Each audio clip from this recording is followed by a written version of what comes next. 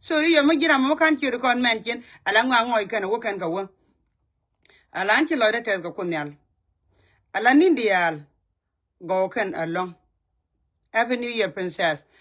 nindial go kan tele chan kan mi je chan get ka loy kan chan tes ka loy go kan ka nga go kan ko kwor no kunyal happy new year you will da happy new year ko ina na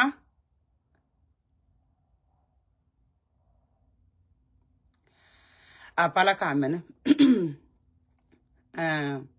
akun mal ka men je kon kamrona me mi chen wi loy kon ka chana ne to wan ken chana ka los to queen ne ti do wi monte akun ngur ko bu ma kon ko dala rana moy ko fay lo ay kala rana moy ka ro lo ay alan man baka ga jana gwa wo braro da nok jin me ken kon wona ne ke 2025 bro da nok la jin ka ro da me ne won ke 2026 bro da nok mi chala sel hab ga long mi chiro ru kul nok jin ka ro da jirane chiro ru nok bu kul jien brada dien bi jaw nok ala kon tan ga yidi ni wana long to kwir ko re te ka yidi kwir ko kon kan tine ala wo kon chewena ta ne te ga tin ni wana kwir e lo aidan happy new year ko ga chol happy new year te ga tin ni wan to kwir e te ga de yene ka mi pena ba ja ka gwa che je jung ram moni chu gwa ku le pena go but ko wo pena go ba mu ke pikiran balok sala jen ra jordan ba mu karam balok mi benyir donc tel mi ne mrum ni je te ka donc te go mi nyun na mi ne rum mi de palwo ba mi de pal ke ga mala lar ka nga ga e pale ke ke ni ko lim ala na mo bebe pen chiang be pen wo de rodam na ko betere nguka betere put ka lo ay betere ga mi di betere kwem di bi ka bi ka kwer be ku jen wo de rodam let ko mo ga me de lo de te di ko ta ga karam mo jigo ni jike 2020 siga me no rodu meni ja wona dir rodu no gin ka rodu o dir rodu no kya ga lo o no rodu o dir jidu gek ke tin dial tin de nogdu ko rodu ben yar happy new year ga da tin gore de ben ji te gudu de ga ben yar jin bo bi jidu bo bi jagak kane dial te la lo de na tes ko ba jin wo na meni charling ku kwidu ko woni di jine de to mo wala jimo na meni charling ku kwidu bi ngoy ke woron tok mana dong ti ko wona ne diri bin ko diri kala ki diri sal ko diri duri diri clean dong diri le we hang out ka gad ku dong diri ka me dum ka me diri ya talpon ko diri mo ngoje ba paga na ma bi ngoy ke woro diri ya na talpon bi ya ngoy ke woro diri yen nyu mo wi yen gor ko bi aga go ji pinu bro do nok sala bla gida ga tin dia la gi te kala focus karade bro focus karado mini wona ko 2026 diri focus karado te video meton mi che lele ne la wona ne wa toy te bu jama toy ka te poinda ala ori ala miem ka mo je wang da ka o yol ko nga je ba toy kwa na ko je ko ran no ro da lo ne mi chiro do no gin ka ro adu chiro do no gin ka ro adu me poindu la polle a me jota la na da ke jota nyon te te le jimi la ja ke ko jin yourself she put first ko bi ra ja ko bi jin ram no ro re te ga mo ga mbalo te fi alatin be ko ba na ben yar la jen ji ben yar karada dien be kan ji kul ji jin wa gang na karam mo ga du karam mo e wo be man go ate ji bu kul jien ji te ka man go adi le ko bu kul jien bi kul ton fer la mi bu kul le lo ram mi donc ko foko no ro da ba jin ko chiro do no den bi ja ko wona ne bi kuyer ke yiri ni wan kuyer ji cha ko ni ngungu me dan cha dot ngungu la cha ya ga la gu jero de la nyana ke bi je la wu la nyaro de kan nyon ten jaggi ko go ci pondu ci ba nok te te tak tiaka la en nyungu la nyaka ko ngu jin te la ram yi la ngi do te la ram la nyiran ga do ji te ka ai changa ra ne te la ram la ngi jin ka ro do mu go ro bro di jako bu kwa bi jin ram te lot bi pin nat bro di jako ne bi te lot Teria the barare take it. Ray Cheruku, can a ray chenko. I my love, you been ke mumundum. Chapping, you did $32. You been ke star and Happy New Year. Happy New Year, Mangada. Allow Muguru will begin and make bequare. A bequare begin a motor, take a dujin go out of bro, the jackal will be to pin by you could dank a war. Ever bro, the quick, ray Cheruku. You don't look, huh? Tell them don't wish you look a jinker out of look out of more. Men out of no pen, no take a go along till I let it take her. No go along. Ko jing no go out ni dialo kut gi la ga pelo kut kan rodien ni dialo gwer gi la ga pelo de ga gwer rodien ni dialo changa gi je la ga pelo ka changa rodien je ko jing ku focus ke yourself ladu ko kwendu ke bien ku de ko rodu ke your favorite thing is okay de ko kula ti te de ke tin nyi wande yar ko go de no du de ragwa the relationship tesin mila kam du yeno gur mu gurji maybe jen wouldn't ki jen chiagan ji take the kelu ki latin ko jen jela jen nya Jesus ken jen Jesus ki jen Jesus Christ ala wara mo take the kelu bi latin be pen wode te gude ragwa widu na makom ni jen ko wer kan king dar ko jen tal pondo ko la do be yodo ga gujini je biling ni jawdo gujini je belele mu jen no ko dir no ro do che kwala ala go jingi je chiro lo ko ta chiro du da ko ji ram don chiro ko ji wut ko ki ji chek mu ku ji ti la de te ka de chiro du lok a relationship mo don kan kwani ja ko re alaga bat ke jibalatin ke wo ba man go ate te ko do be je ban kwal be je yar ko bi jin rami je ke 2026 jang ro do ko bro kwen jin karo ado mi en ti dul yen chawdu jin yana lo do bi aro dun kwen bi alo dun jaga te de bi tek dun jago ba tek magwa relationship du ba meti sin bare te ko do ba yen jen chek du meti yen kala magu yi wona ne jaga lo do ko ba tezo me kiro bra nok ba ko nok ro du jen bu ko nok jam telara me deran nok ko lo ro ke 2026 mu ku je wel no go ay men yon ko bro no gin kara jini di nywana longa liang la rana la de ro no ko ade di ro no ko ko di focus kenyin ku di lo di jaga tese di na ga shopping ba jin di ro tal ko no gwa di ro na ga vacation di mo ga ni di ko la ga ni nyin tes ka lo di yi gru te de ko boy pak maybe ga ne la ke gin di lo re lo ko ne le ka comedy ne te jaga na lo na ko bi ga te ka ne di cha jing na yen go ne nyu cha chang je ga nyu ka nyu chang nyu ba chang nyu je ador nyu cho ku tung dak ke nyu me le nya ma ri chu ne me chu te ne ala go jin tik du ba go happy new year bi tik du ba go ma wi te ga mo wi jo la ji tik du la bi tik du bi jaga te go ala wur ko ar jam te dia lo kwir na tinte benye nguda la fe ben nguda ba la fe ben ya da ba la special kan God put nyam len you are happiness nyam your happiness your sala men la nyam go ko non ro ko nyam bi ne ko bi ko no ramu ben ko be tek du be ben disto bi ngi jen wona na ramo gor no be my happiness kan te go ata ga be jaba ko hera ji te ga mula ja bu ji bi chengre te ga ram don ni jen bi tek du kul ja ga wora ko bi ra kamera ko pete atin kirun te atin don ba ji ngugrar kirga nyanga wala rana ngograr bu ko gwamo jin karo ko tel dul mi gwami let karo bulo di jago betesen re markudu yana gadku re markudu yana wadku re markudu yana frenuku re markudu yana ne dial tin kong tin ci la re te ko de tik don dara gwa happy new year brother ko en ba ko ba kon bi jego sala gwa la loy du la boya pa ka loy du la te ke tik du la ja gu ji la wona ne te ga ma gay nan mi ken mi jek mi ci jek ji te ga men ye gon ba mi te re ko du jin ko do guro bro du lok jane chalar ye no la ro do mu ji ngwan ngwan kana la ne dia la ga log ngak log e chen bete ga da ngak che ku tun ku ngak che e chen na na ka kan te la ram guro wona ne mi log ro da ka le bi ku lu ku ji log ro do ku no le ne de ti ka log ji da ku ji ni ji log ro ko log ro ko da ji mu ko buk mi cinyin ku dial ci ka garsen ide en lar gno nga ka malat ni jala ka jete ni ci so fe ku ji melela mo bira nga jete ko do an ci en fe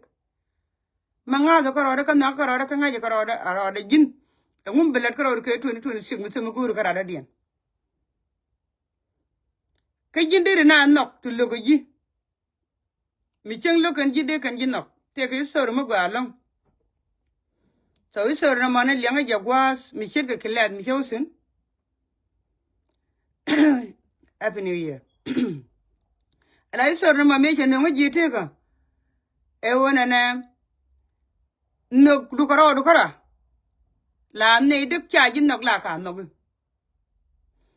so me chi ne wa de cha ko sina cha ne la cha da mo ga long ba bera mes te ga chi mi da ga dan ba dak ala ga dan ba dak to jen te ga nyer dan diok ka dol ga dan di nye ka cha da ga dan nyam che yo gor ga nya da che nya go guru ka dol che nya go guru ka nyal che nya guru ka dol che nyal nya ga dak che dol nya ga dak so me che ga chi ga pi de ne re do arien jen kana ga ga chaw da ga gwan do are ka yen la ga kwa ngi ga jin man ga na go yen ga ka na ro dun ka chang ro dun ko tera ma de ma lar ko ne dia de go chu man da kana gwanda ne je go jin lo da mor la ga da ne ma ngi ga ni ga go jin te te ko gor ku men go abilla da jenen bi kana la ngai ko ne del mi jin gan ma bus mi jila ka chima la ga mi wi je ga de bi ga je ga yen go ji di mi je la nyur ga je okay chi mu ji go je ga yo ba go ni je bi mar kan gwara we la ri je ga ri ku du ko gur ga ni je me dan ko gadan nyam ajan gada la gor ka gadan kura le je ko ra men jelle man le de jan balada me je ga le dem gada ma jalada wo bu do chiengo e wo go gadan nyam chi ga ma kana chaw de chi ga gad ken nge ke ngi jamo me chi ga gad ken nge jina na chi gad chi ga dik chira ma responsible karo da chi me de la ra kon gad ga ko responsible re do ara kon ko te la ma gwi ngak tra ma ke dun de so me chu kana gwi kanga da to ji kan gwi re te ga den cha yen ga tini chi ma mi ji magwa to karan ke ba de ne kien ke tange bin du nyur gwa kel chu nyam gurin nyam men nyam magur do lo mo chu jo jen go chu jen ni la gan man cha nyu tel no ka mi cha dor go ro ba gan man invited ke tin dia la to re te ga de na ne dia la business chu gan man dang baro ro den nyon nong mi di de long jen chu gi di la ro da ti je ngum mi cha la ga gan man no te men ga di nywan du no re men ga da to chu gu je go gan man te la ka re men to ko ne ta da bo ne kel gariem chu gan man gu je long ji te ke go gan ma ra to ka kan te ke lo di ji te ka da so chu nya mo chu ka ne go ro ba man kan kwan je ngum lo ga chu ngur ga mi ka ne ge ba gan man ba ga choli mi la gan man do be ba ji chol ba gan man ba wo be men la daga pek te ka daga na pek longa da be la jen nya ma chu te ri che be je long re gan man chu gu je go ngum mi chalen ka gwa mi che graduate ke degree la chal ke master so chu gan man chu invited chu ne dia ka gwa de graduate chen da chu gu je chu ne dia chu ka business ka nang baro dia chu ga ro dia wa gul ga an wona ne no ki kon wo a gu la dung de kan dia ka ga ti go to take a good education chu shom na man kan man kan chu lo de chu po de lon ko kan gan man kan ka kon shop me chana sho lo mutaram chi ben ge cha yo jin kini me lo ko je che ga yo ka yen chu business yen dia ka dum ko dan la de baran ka ta lo ai da china la dang de je cha dol apel so ka gwa da mo chu lo de je ga lon kyo wie bor man kan gwan ko we ye cha la ne ge wa kyo wie bor man kan gwan to chu man lo de je ga lon ko chu ko je go chi ga dang baro gad kel ka de ja ko de lo de je ko ka ro de le nyon no ko lo kan gad kel mo ka gwan ma tot mi wai changa kor jong ne kana wo chu gar ma je ta ka car accident ka wo chi gan mana la de chi ga mi be mi lo chi ma ne je de na ka dang cha ne na ma ne kie ne chi ro le chu ko po ne ken ju ka pyong cha pon nya mi cha kam nyal ke chi ga ne chiang jo ga na ga ya love you guys to mi nya ma ta ka car accident cha man kana gwan cha cho li chu dol wal ka gwa de chi gan mana nga cha gwa ga de di che ya cha gwan je go ngu ji to ka nya ma che len chi gwan ne je wai ne dol wal be na ko go nyaada liu ku idun men ti nyaada jalel bi alla da mu nyaada liu che ko bana kul baro bi alla mi nyaada la de che je go baba ba bendol wal che je wi bendol wal be na me yi chek de yo ki ga de pen ben dol wal ye yo ga kum wa ko ne re dol wala me ba kan na ga me ni jin bon ke yo ga pel ga to me ki ga ga ki ga ben ti wi lo ki lo den po ko ki ni ma den ko wo gwi kene wo me de ni ma den li ki ni ma den chen je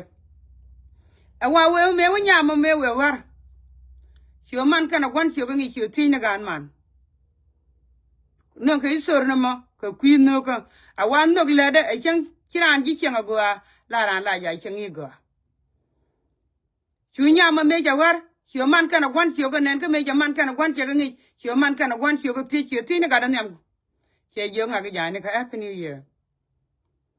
cha yo gi chi kwan yo gi chen go ro ga ka che yo ga baba ba ro ga ka ken kon ben dol wal ai che wo yo ji to ga cha yo ti dol wal ka accident che yo me te ka accident kan gan mar ben cha yo gan mor chi go ben che wo go ro me ja gan manen cha wo chu lo de che te de long re mai chi ne di altin cha yana ka chu gan man lo den chu po do long ko chu kan jo wo cha ga dwer ko me ne le gi che gi jo na me cha gan man jo na me gul ko de lat ko be nyo do no yana ijan ta ga ka accident gi je ne ni wo che nen chi lo de te an chen ye de long ga jek du no ande te ga me de ta ga me ge de me je du no chen da mar ma dab ga ne kel chen de me jek a wa kan ga da ma kan kon bel ka men ye gan cha le ge je che man chu te na lo de long ko we cha gan man cha ga ne re di ga de ga kan ne re te ka lo je ne mi ra da dien de bel de we yen de yen kul bere le da bien ba ngene ga chi ga man chu gwan dien le wa me chu gwan dit kan chi de ga ken je ko kon ken ye nge sna ko go kon dit gan mi gi ga ku la go lo ko ro de la ro ti ga cha ku nge ji di bi de gwi kin ka nge ji je happy new year me happy new year happy new year nya ga real la ra ti ga cha nge ji di me chi ga ken ji kan ga ti ga ka ya chi ni ma dun je tek ka jen jag ye ko ba ne ye no ko wala chi gwan dit gi jo wala duol ko la da me nya de je le gi ye chen ye gor je te ko nya de chi alok me chi alok gi je chen gi yen de le kara chi nya de jo baba menen gor men che le gan mar ba gor de kan lar ka che lar ke wi lon ka ja lo che wan gor men che le ka gan mar baba men let kan men che le ka ke che jo baba de mal ka de ya pin che wa mama ye na baba to ko pok te le mi jeng mi che le ka ke dung no me te mi jeng men le ka ma kan kon nga je ka let kan ba mal ka ba ya pin ko ba ka lo sur ko te le gwa ba gan mar je ten chu nya ma tot man ku do la to ko ma ku ni jen ki ni din che ka je ko no na cha wan den kana man den je ko nya me te le mi che dir man lo ka je ka ne dia la ti wo jen te ga char ta go mi chi ne nyure cha ka nyur ko de ne ngwa ya la ka de go ala men cha la ra ja la gwa yo ka we cha are nge je ka we che ya la ka wo ba set ge je ka we de chi am ko ka je cha wo na mo je ne cha lo ke ne nga ko te le mi de ne dul special mi chi chen kun dun mi je ben ka gem tel ne ka ya la ka ja la ja design ja la do re cha ka yo mi ne wo le ri la lo du la te da lo nge je ne lo ya na ma tel ma da wa te mo ko chu wan di la ga ka chagar ke jogo minen yera magwa madab ye kel ke yakala de magwa re te gudun de yen ku jeno moy dum dun e de yen ku de yen loko ja men ter ke ye e cheiten ko go che muy ka muy magwa re te gudun ga ka ya na me wan jing ni che ye ku lu ke ko biara me bia ko lu chara go re te ge de ka kan chara go re te ge ya happy new year big sis happy new year yana family chara go re te ge de ka kan chara go re te ge ya gor yen wo bia ka yar ka wo chi kan bia te go ko wo be magwa ande gwa re te gudun asa ga de ngai ngwa ka pel be je cha ga yogi re te gudun ke gulet kun dial kan gollen kun la da ga me chi me je ka rana re kwang na ka shu kan ku je go te la do cha ga yogi si mamat ga cherkel chi wo charu jira makan kon kana o je ga e go la kel en lel dini jena me la ja pe ga shirga men chawna ral garodian shad ga ne me go kwino ko istor na me real ga je ka kwi go wona na jinde ji chenga je ene ku dung no wo tela gwa me dire ne ku jiktin dire go wo de chen je ga te ga ne ta ne dire ro da wuri da lamagwa mi chen le ro da wuri da lamagwa ka me bi ki ba ni jere poindu te di de la ren no kyong won ka ja ka bible cha wo kyong won cha ga garan jen ba charo da liaga charo liaga tin tuo ke jen chana da wona ga me jiegen cha lel ke jen jen na mita ta da mita ta ma dong mita na no ko mo ku la tuo ga te ga mi chi la karo do ko pon do kara bi ko la nyo kana bi no ne de ko ke jen kel mu gwa me de ra na ya la kare te ga de go gan baro do no mu wa ro do no ba ne de kong ba no ne de kong ta mu kana wo chen ji ga wo kana wo chen ji ba ngwa ga bi ga ben chen da ngo tam we ben ko te ga gwas ke ti dia so that is so kad de nyama to do mo re gan man dang baro nyama kula bada gan kala dio nye do chwa jen no ga long ka jen chyo jo jo chyo dor ching ma ni chyo nung di ko wo gwan di de la ga na ga la to ka ni sheg ko wo te la ga kel me de neglect aga di ala ko kien a bidi de jenok dung mi che ben mat kana gwan di sheg ji sheg da kana ga de ga de ne ban da ga di de go mar de ne dang re ti de kan ben mar family te ne din tam te ne bang wan te ne wel ko ga badak ki family ra da ki ne badak ko mar aden ki ne dang rew ki go le ne dang rew ti mu do gor family maka ki ga me ki jidi jen ko we del kel we gor je te ka da no ga jen te ga na je te ka shun do do la gre te ga ma dong bin do bi gor ga ma dong gor jin ka ra do gor ga jin ka ra ba ji kul nang re ki te go ni ti bi kul chin ti re te ka do bi te ga jin awama gwa kirana let ki ji me che let ki ji mo shu je wo shol e ko bele ni je ko mo gwa nyok wala ni je ala testimony go win mon gulo te gane de la ti go la ka la de ko wala ko nas la ko ra shul ngak mi kirana let ko mo gwa ba let ko mo gwa e ko che let ko mo gwa pan ap new year gwan gan ga ap new year gwan ga de ko che let ko mi je chapel la rara na let ko mo gwa ko wo che let ko mo gwa ala wo mi che la geb exchange tele blazing mi je gesen ki bible na je ko chwa ngwa ka let ke ti go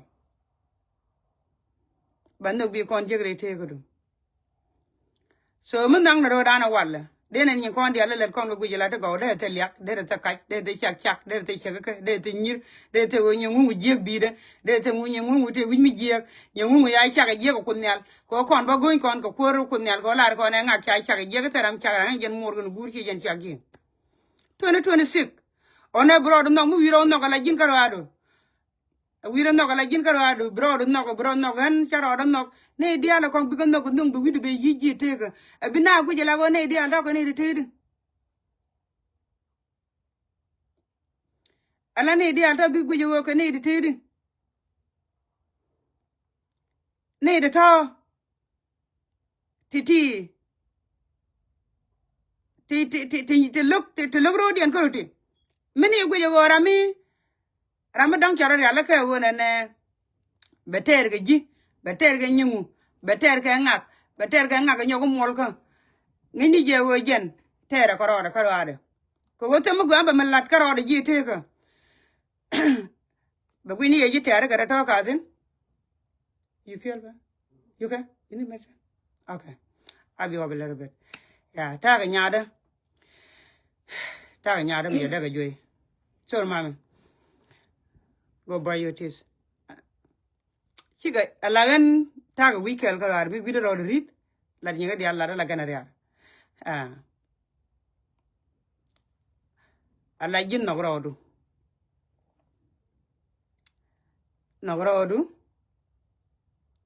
bine de kong bi ko lo no mu wi rodu no chine dia bele la jitaru je te ga tel ram bi nyire ke ye ga te ga ji ala lo ja chire ga dul dir dul nen chame sap chalo yara gad ku ko gwandien ki kan kitchen du lo tieng ki kan tieng du tieng ka tane ku dia li kan kamera ga do lamne ki kan ga tieng la raro da mu ko kwen nya goro ke be pele be tan da lak bara mu ko kwen ga tan dong ba dul be yar mi wi be ne yo mi jina ga ngi ngai kono kon nyide la ri so remo ko ko dong li ngale kon nyide mi je ga je ga gwandien chi ko lo mi la che yi chi lo chi ol pad ko me yigo dul dia tan ko dia le kan galo kapin dul ki kan mi ko yiga gal dia le kan galo kapin ya gal mo la ko dum nan mo la je garo da na tar ngar ke ri wi gal tar wo mi jeng je baga ga ko bandi mi da ja ko di kana ga ke big jong ye chieng o ge no dum ken ni kan je kon kuntin bi chuta ga bla bi chuta ga temper baga kana kwandi bi chulo dum no mi ci ben ke peace ka no ka tad lo ay ko chaara na dul ci ka loyran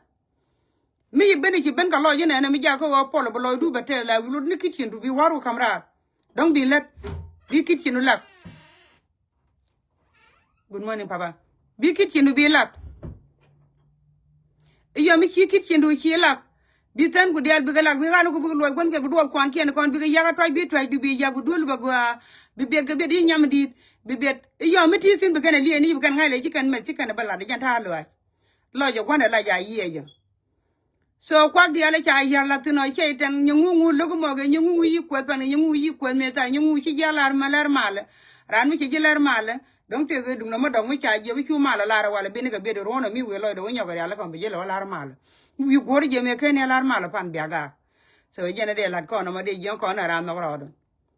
so no ro do te de go di jag lo ran ka tes di wi du tak ala wo de ro ko bi mi niu mi len tel ka class ru won bro na nga bu kon bi jo cham lo du betes na ga ne ten la don ka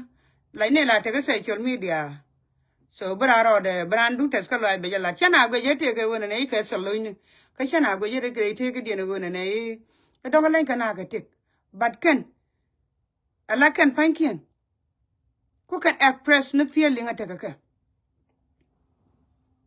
mi wi wutar karod bini dia lok bang bulum no mi to go no gwami bini dia bi ga bidar sin bi gu yen ke deb ke la mo 2026 on broad no la dis story mo ko te mo gwami ke je grod ke 2025 me ke rod ti je go gan broad no broad la niam ke niam an broad la niam ke niam re gan ka ata en la gad ke na ke mi je ga re ti ngame chana nga je ko je ro la niam la na ga ro my happiness chala niam peace e wo de point de rapal ko la ta mi chala mai gwen ri chala niam runte che wo cha ngong lan ta ko pon ka na ke 2 hour ga mi chala cha we ke cha ji put las ka pul wigi cha yo de ka ya ku ke social media charan jo chu la ne cha ku ke social media to ga na mo ko cha to nga je ba di lu jara mo ku da along a gore je ko te ni ta lo din ko ba ya telefon ko ba ni mi je ba je ne ko ji lo na te ko de ji ya telefon ko ba je ko wona ne jin si pondu la po ala wala bi ala mo ko mo da wo te wala la mo do ko la mo ga ka te ken ni no wal ma nga yen ka la de ka ki ni company ka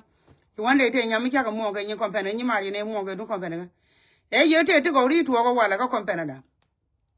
cha je ki mu cha we gan kwa na cha to le ko ku ne no gwa de mo kwala we ba ne ka bere ga su ni ro do mo ka ta na to kon cha we gan je mi di ran ji ban kula jo me da na ta min ki ne do le ne wi ka nga je no mo chi ni che je kon je do no gwa mi la wi de gwa te tin gu yin te ni ta ta ko de na ro ko ka yang se chu ne do je wande e kon let ke war ti gwel chwa gu je go dong e che ya le je ka ba jal gan kon ko jin re che na na me la ja no ge wo na ne be war ke be chen ke war gwel a wa dong che le yin di jinzi kana ne ke jinzi long ka yen yong ro pura war gwel chu go den kula go chi sham chu me kwala jal kwala mi ram ke le je go na la ke len kula be war me ngule di de me war me ngule we pinye me ala we chwa je gan wo na ne wo gul chogra ro da lan gul tembe tin ba rok dana me la wo rok dana mala di amara rok ke je me rok chu dana mala di amara ka bode kwala budu jal ga to ala wor ke tik ka wo chiyo go me we ne al chiyo go me we pin ko ba war ke gwel jang na wi dan ko ba wi me ga kun mar ga je ko ne ko 2026 mi ba pin do wala ka ba grun ka ba mol ka to kus ka mo go re bri ala ke je te ko do e jana be jo ka ba nya do ma ko wal mi ba pin du wala mi ka ba ga chen ka wala ba grun wi chen ga ba ga chen ga dio ba ga chen wan ba ga chen ga di to kus ka mo go re bri ala ke je te ko do chi wo me ki ban pin ga chen ga dio ga jen bulu tino e wo mi ba ne ga chen ga ba kel ba ma gwa mele me ki do ke changa dio pal me ki blar ki pal ke changa dio ko pai ke to ko ko ma gwa me jere la ke jite gudu mu ngoda ke nin ponken kuen ko kunyal ku jita ma de jien ke ji cher ga moroi ko ne ki na jien ga dong ke ji na jien go na kur ke na te ke wo na ni ga be lia ni ngwa de ti nyugo ti ni chen ti re kul la ya ngoji ga woro gwa te ti na be ji bi jire le du no mi ko pinu ja ka ba ga cher ga kuite gudu ke ne kuite ka gan ku ga kuite ka duaru ke jin ka wadu awo en rete ga mi ko pinye me ja ka ba ga wal ngum ballet karoda ala jin karado mitel mi jiyang mi de toksin and be careful ga relationship it is na o bi ngaje o relationship la gor ga je kala je ga je ci jala te ko kuji jago bi yene ba relationship du karado ka oxygen te ko mi yega ji ma jala in forena go ay bo kun mal ka be pos de mo ngo wewe ba da ta ne jen gala yana ling la kiele ne so chana gor ba ma go well happy new year and happy new year temala larga happy new year bana pelega ibbe ye pelega jin bro pelega jin karwado ala jin bro do pelega jin karwado ala mete gni di guji la bi ko pelega ji te gudu teli mu karan bulo du bates jin kala mo me de lo ran jaga te tiyo bina yor nga ga ji pelega I forgive you just share ke wona ne and forgiveness da karoda an kara telemi gbeja madong melel de niam bide lo continuous Canada kontata bate alagan kara nya ya we go bray your tip ma go well and ba continuous karoda ba ma go alat ko kwite kada ko kwi gan ga pinji jaji jaga baga ci gan maton man juk kati la kon kanen ko Facebook mama jindera go apuje wo bi akiri la go la doji every day ci gad yo yu guri yodo ga che jani yu guri yodo ga yi je wala riya mo ka gad mo go no ba man lo ga very important mi cha la jera mi ci da very important we mo go jin push dera go en wona ne bi akiri zoji ni chiam ka ji ko ci jikir min ji nien mana nok de je la de ji nang nin wala lo do ates nga je lo dan te go bodu ni wan te bodu ni wan cha ga yar rama goro ba lo du be ku yara mu yo moy ke ro mu ndong ni je e bro ku le luk ko bi men chere ala ka ko kwite ko bi ku la ne bitare bi ku ji jin ke 2026 jan ma en kere jan mo jin yen nga yen ko dum pale yen kono ko dum pala ya ran no go a aga ri yen go relationship da taram bi da ko jan ba relationship na da daga ande kula daga je ko na daga je bela roi bela lunge je nyok yo mi cha roi te je lo je bela lunge bela je ko mali pan ndio ye ji gide je be je ngudu ko mo go ai teni ni teni run ba nya ka jo so the same thing man jin yen ko zona mo ngai ne manuku en wo ko ne cham yen per ka de ka so kare go ai long ko wo che pan kun ti bo mu ka dai bere mala chal ke ju to ke mu to kere te je ne bo di de long ko bo pondo bo pal bo lo du betes bitek du ba go ba gad ku ten guji rete ke te guji niam ki disku cause the two important people rete a wa ka ne da dab ji kana ga di dab I don't know cha kwen ko bogo na mo cha soy ko google ne den nok ji men ko goro go ne den dong de te du guji bay dien kana go de mo wa ka ne da dab te bral fon du kana ne den dab ko ji ne da dab ji hala na guji na ko gor ka long bat kwa wu je ko bogo mo wo chakulu jalodo ne den dab bi ngaje ko important ko de legito blood den bete de longo kwide na ke nyaada let it go ala ne den kida banyo bi kan ngaje okay ala wara madam ne jano jasin we have everything ne everything mi jiram la gor ka ba yok dir na gu cheli aga rodin bu okay an chugo do ngan jok cha le ne de ti ne an cha de le na ko ne de cha le ke telungu metuo ka ne de tuo di tin ka don't put yourself down make sure you fly high communicate court me guji ji la fly long lero lo mo ga ko bi la fly more tell ram la ngak ne di al per kan ko nyal jage cheng de ka le bi ji dueri kan ji chung bat tell ram la gwan dueri ji ni gwan chuga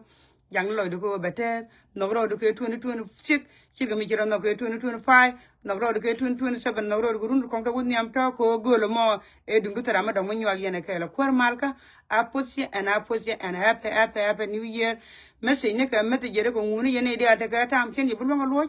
ban wi ran video ko ba ngaje ko cha je ko happy new year je we rabia pal ga mal baga tene de do la ngwa me chete ka gan mete ke jo bu point be per bo kun mal ko point be jaga pol men logia jaga loy du ka te ko logia